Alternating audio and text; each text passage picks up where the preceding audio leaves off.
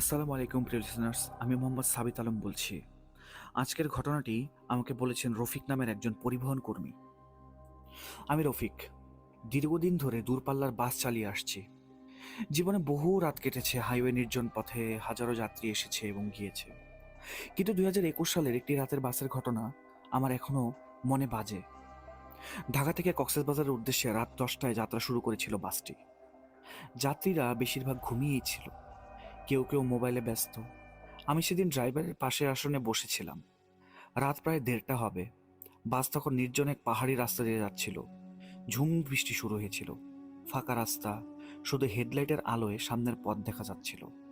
ঠিক এমন সময় রাস্তার একপাশে একজন সাদা কাপড় পরা মহিলা নারীকে দাঁড়িয়ে থাকতে দেখলাম। অদ্ভুতভাবে তার হাতে একটি লাল রঙের ব্যাগ ছিল।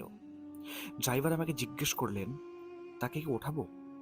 আমি কাঁধ ঝাঁকিয়ে বললাম, এমন বৃষ্টিতে তাকে ছেড়ে দেওয়া ঠিক হবে না। বাস থামিয়ে তাকে ওঠানো হলো। সে চুপচাপ এসে একেবারে পেছনের আসনে বসে পড়ল।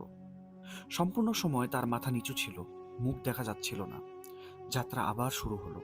কিছুক্ষণ পর এক অদ্ভুত অনুভূতি শুরু হলো। পেছন থেকে যেন ফিসফিসানি কণ্ঠস্বর ভেসে আসছিল। আমি প্রথমে ভেবেছিলাম অন্য কোনো যাত্রী হয়তো বা মোবাইলে কথা বলছে, কিন্তু ঘুরে দেখি সম্পূর্ণ বাসের সবাই ঘুমিয়ে, শুধু সেই নারী পেছনে বসে আছে। এই ভিডিওটা আজকের মতো এখানে শেষ করলাম। কালকে আবার নেক্সট পার্টে আপনারা কমেন্টে পার্ট 2 লিখে যাবেন। এই ভিডিওটার ফার্স্ট পার্ট এখানেই শেষ করছি। সেকেন্ড পার্ট দেখতে চাইলে আমাদের চ্যানেলটি সাবস্ক্রাইব করে